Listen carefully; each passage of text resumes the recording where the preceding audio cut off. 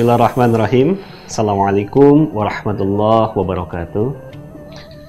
Alhamdulillahi ala ihsanih wa syukrullahu ala taufiqihi wa amtinani wa asyhadu an la ilaha illallah wahdahu la syarika lahu ta'ziman lisya'ni wa asyhadu anna Muhammadan abduhu wa rasuluhu da'ila ridwani.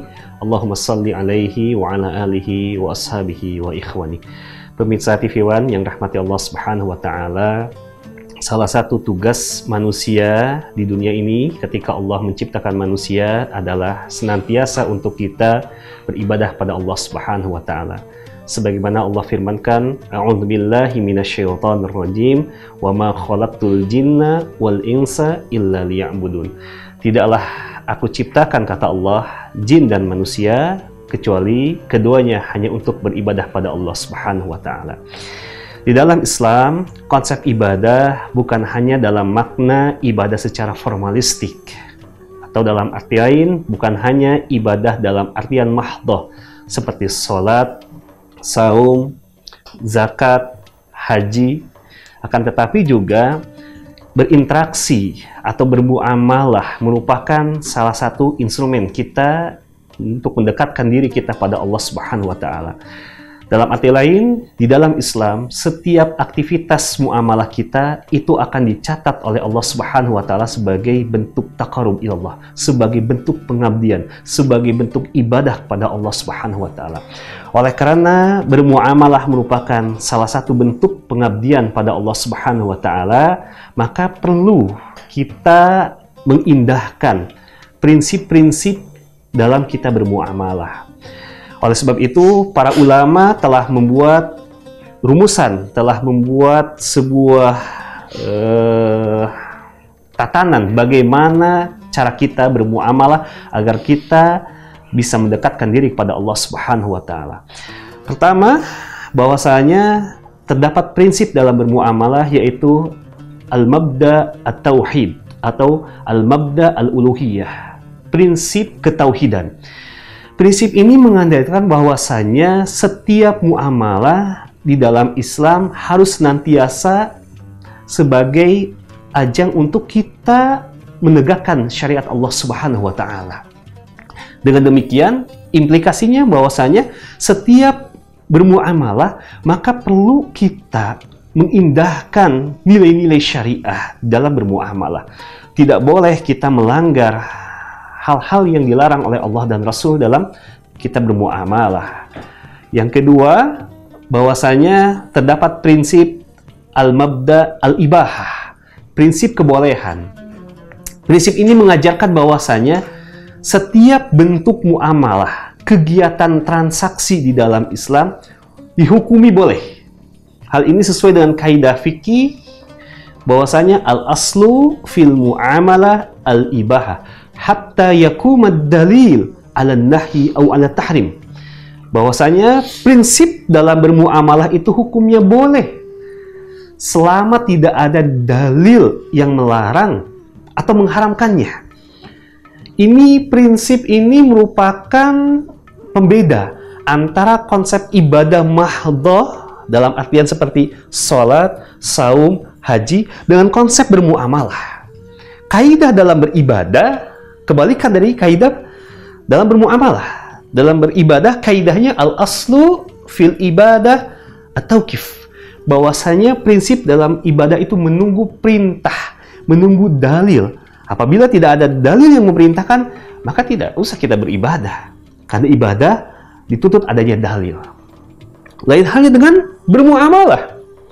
Ya, sesuai kaidah tadi, bahwasanya al-aslu fil muamalah al-ibahah hatta yakumad dalil ala nahyi au ala tahrim. Pada prinsipnya setiap hukum bermuamalah itu adalah boleh selama tidak ada dalil yang melarang. Ini menunjukkan bahwasanya kita diberikan keleluasaan oleh syariat Islam untuk kita melakukan berbagai jenis kegiatan muamalah, baik itu jual beli, sewa menyewa, kerjasama, hutang piutang dan sebagainya. Selama tadi dalam kegiatan muamalah itu tidak melanggar nilai-nilai syariah yang sudah digariskan oleh Allah dan Rasul-Nya. Tidak adanya transaksi-transaksi yang dilarang oleh Allah dan Rasul-Nya. Maka ini merupakan bentuk keleluasaan dalam kita bermuamalah. Oleh sebab itu, dalam muamalah kita diperbolehkan adanya inovasi. Silakan berinovasi, melakukan pembaruan dalam bermuamalah. Hal ini sebagaimana sabda Nabi SAW, antum a'lamu bi umuri dunyakum. Engkau lebih tahu tentang perkara duniamu. Hadis ini menunjukkan bahwasanya dalam muamalah kita berikan kebebasan. Selama kita tidak melanggar kaidah-kaidah ataupun larangan-larangan yang sudah digariskan oleh Allah dan Rasul-Nya. Hadirin pemirsa TV One yang dirahmati Allah Subhanahu wa taala, prinsip yang ketiga adalah tentang al-mabda al-wafa, yaitu prinsip menunaikan segala bentuk janji. Hal ini sebagaimana difirmankan oleh Allah Subhanahu wa taala dalam surah Al-Maidah ayat pertama. Di sini Allah Subhanahu wa taala berfirman, "Ya ayyuhalladzina amanu aufu bil uqud." Hai orang-orang beriman, kata Allah, aufu bil uqud. Hendaklah tunaikan janji-janji tersebut. Di sini Allah Subhanahu wa taala memerintahkan ya, orang-orang beriman untuk menunaikan janji-janji yang mereka buat. Ya. Hal ini sebagaimana sabda dari Nabi SAW. Bahwasanya kata Nabi, al-muslimuna ala syurutihim illa syartan ahalla haraman au harrama ahalan. Bahwasanya kata Nabi, orang-orang yang dia bermuamalah, yang dia melakukan interaksi, membuat sebuah perjanjian, mereka terikat oleh syarat-syarat yang mereka buat. Ya, akan tetapi Nabi mengatakan ada pengecualian. Illa syartan ahal haraman atau harrama ahalan. Kecuali syarat yang menghalalkan yang haram atau mengharamkan yang halal. Sehingga hadis ini menunjukkan bahwasanya tatkala kita berjanji melakukan sebuah kontrak perjanjian, maka wajib bagi para pihak yang melakukan kontrak perjanjian tersebut untuk menunaikan janji tersebut. Menunaikan janji hukumnya adalah wajib. Oleh sebab itu, di sini merupakan prinsip yang amat penting. Ya, jangan sampai ketika kita sudah membuat sebuah perjanjian, kita melakukan cedera janji, melakukan wan prestasi, sehingga ada salah satu pihak yang dirugikan. Oleh sebab itu, Nabi mengatakan la darar wala dirar. Tidak boleh membahayakan orang lain dan juga diri sendiri. Ini menunjukkan bahwasanya jangan sampai akibat pembatalan janji, cedera janji yang kita lakukan mengakibatkan ada pihak lain yang terzolimi. Oleh sebab itu, prinsip ini menunjukkan bahwasanya menunaikan janji adalah perintah Allah Subhanahu wa taala.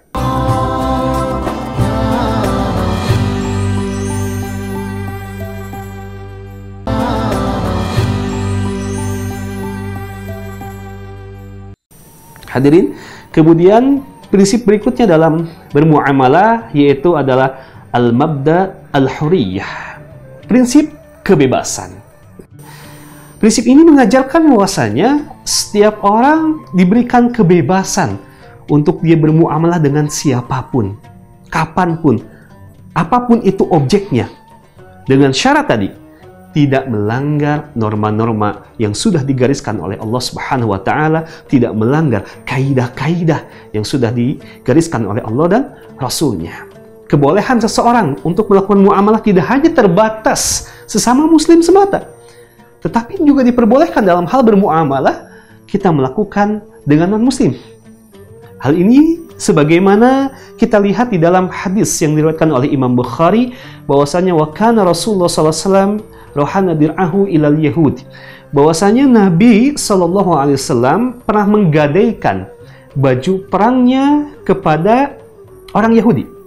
Pada saat itu Nabi membutuhkan uang untuk membeli makanan untuk keluarganya.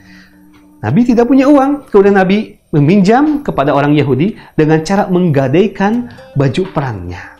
Hadis ini menunjukkan, kata para ulama, bahwasanya hukum bermuamalah itu bukan hanya dengan sesama muslim, tetapi dengan non-muslim pun adalah diperbolehkan. Kemudian prinsip berikutnya dalam bermuamalah adalah al-mabda al-kitabah, prinsip tentang pencatatan. Terutama ketika transaksi muamalah ini adalah transaksi muamalah yang dilakukan secara tidak tunai. Misalnya, di dalam transaksi tersebut ada unsur hutang piutangnya, maka wajib untuk dicatatkan. Hal ini sebagaimana firman Allah Subhanahu wa taala dalam Al-Qur'an surah Al-Baqarah ayat 282 yang merupakan ayat terpanjang. Satu halaman itu berbicara masalah satu tema, yaitu tentang hutang piutang. Dan salah satu perintah Allah dalam ayat ini yaitu agar hutang piutang itu dicatatkan. Di sini Allah Subhanahu wa taala berfirman, "Ya ayyuhalladzina amanu idza tadayyantum bidainin ila ajalin musamma faktubuh," kata Allah. Hai orang-orang beriman, apabila kalian melakukan transaksi hutang piutang atau bermuamalah yang dilakukan secara tidak tunai, maka kata Allah, faktubuh. Sekalipun para ulama berbeda pendapat, apa hukum dari mencatatkan hutang piutang? Sebagian ulama berpendapat bahwasanya hukumnya wajib. Karena ayat ini menggunakan redaksi atau sigotul amr, redaksi perintah. Ada kaidah usul mengatakan al-aslu fil amri lil wujub. Pada prinsipnya, setiap kata perintah itu menunjukkan wajib. Di sini Allah perintahkan faktubu, maka catatlah transaksi yang tidak tunai tersebut. Sebagian ulama tadi mengatakan hukumnya wajib. Namun sebagian lagi mengatakan bahwa hukumnya adalah sunnah. Apabila di antara kedua belah pihak terdapat unsur saling kepercayaan satu sama lain.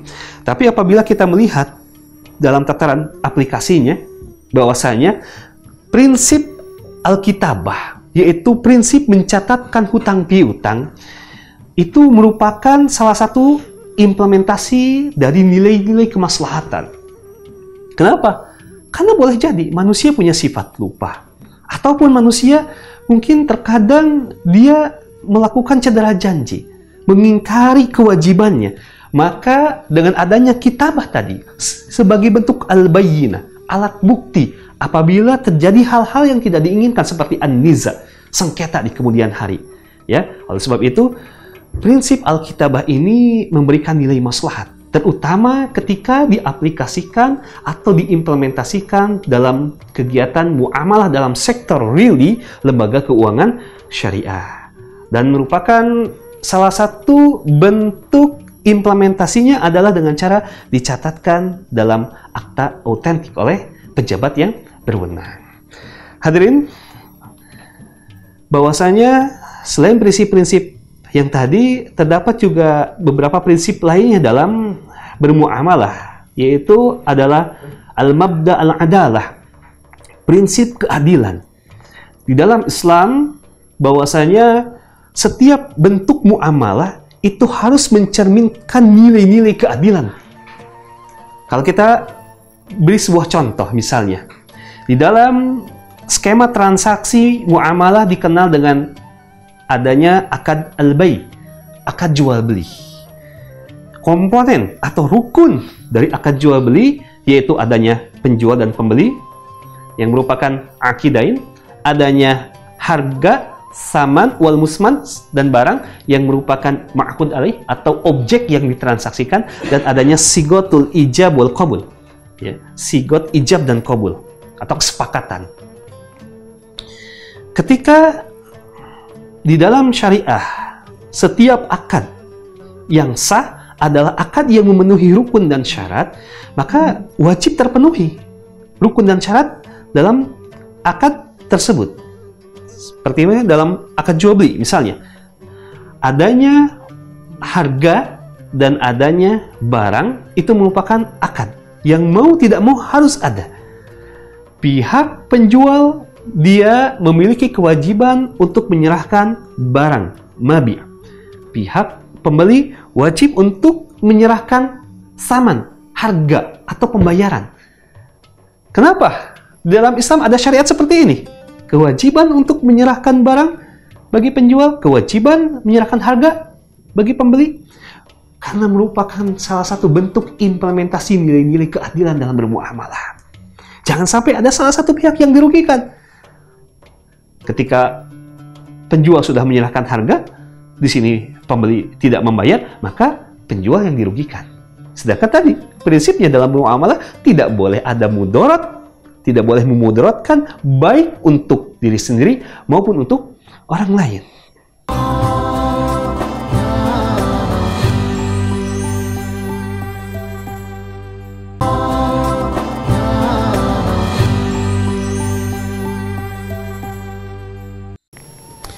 Contoh yang kedua, misalnya dalam implementasi akad kerjasama atau biasa disebut dengan akad mudharabah. Satu pihak posisinya sebagai investor atau sahibul mal. Satu pihak yang lain berposisi sebagai mudharib, pelaku usaha atau pengelola dana investasi. Di dalam akad mudharabah disyariatkan apabila adanya keuntungan yang diakibatkan dari bentuk kerjasama tersebut, maka keuntungan tersebut dibagi sesuai dengan kesepakatan. Namun, apabila terjadi kerugian, maka kerugian itu juga harus ditanggung oleh bersama, baik oleh pemilik dana, investor, maupun oleh sahibul mudharib, yaitu pengelola dana. Ya. Jadi tidak boleh salah satu pihak menanggung kerugian pihak lain yang tidak. Oleh sebab itu, akad mudharabah merupakan jelmaan implementasi dari prinsip keadilan dalam bermuamalah. Ketika ada keuntungan, dibagi bersama sesuai kesepakatan. Ketika ada kerugian pun dibagi sesuai dengan porsinya masing-masing.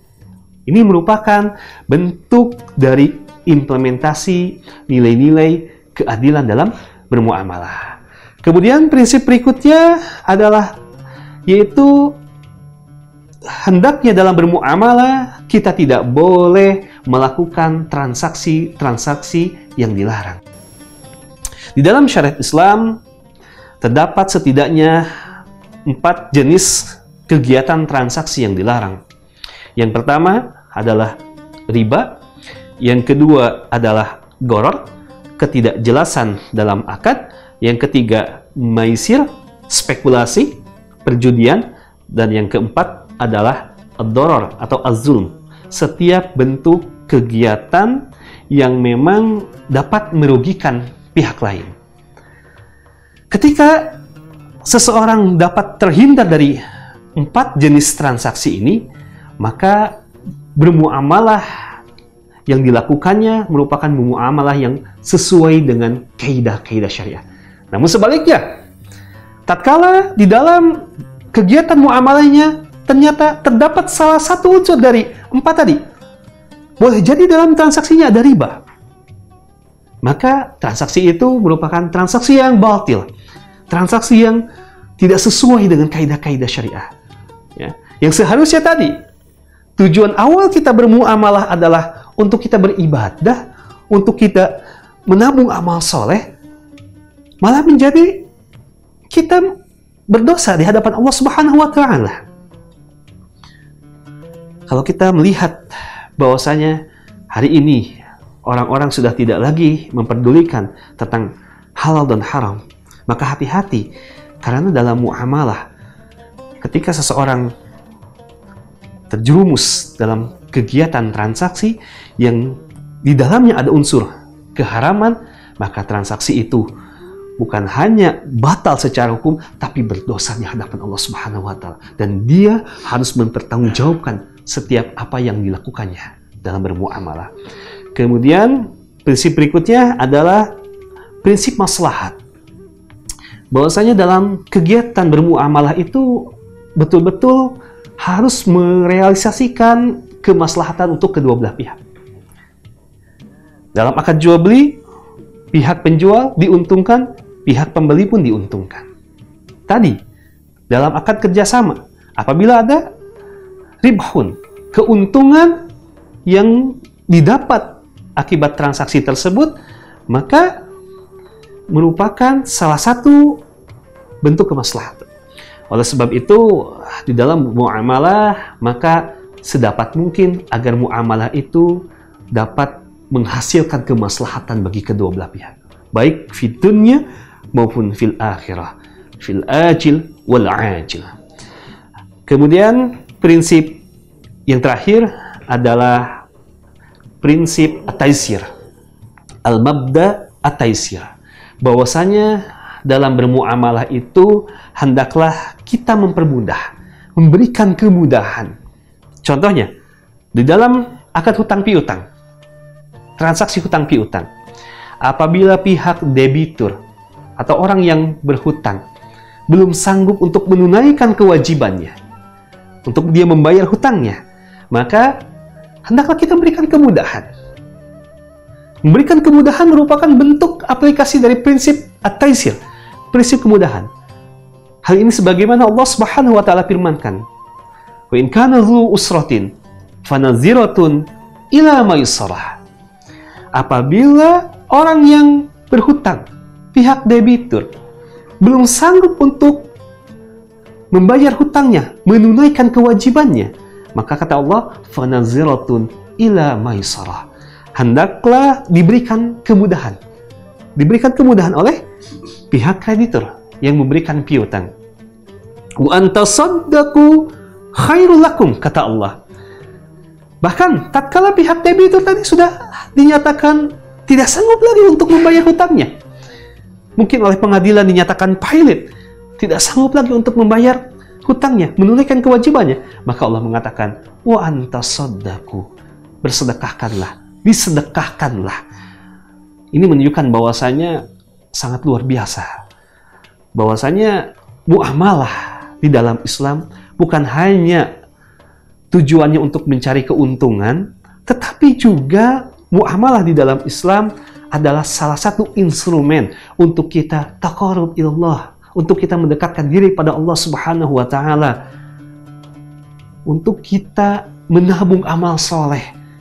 Kalau kita hanya mengandalkan ibadah kita dalam artian mahdoh seperti sholat, saum, haji, yang memang terbatasi oleh uang dan waktu. Tapi kalau kita dengan muamalah yang diniatkan betul-betul untuk kita mendekatkan diri kepada Allah, ada unsur sosialnya juga, maka insya Allah apa yang dilakukan akan memiliki manfaat baik untuk diri sendiri ataupun orang lain. Ini menunjukkan bahwasanya muamalah salah satu ajang untuk kita menabung amal soleh dan untuk kita mendekatkan diri kepada Allah Subhanahu wa taala. Itu saja hadirin yang dapat saya sampaikan, mudah-mudahan bermanfaat. Aqulu qouli hadza wa astaghfirullah li wa lakum. Assalamualaikum warahmatullahi wabarakatuh.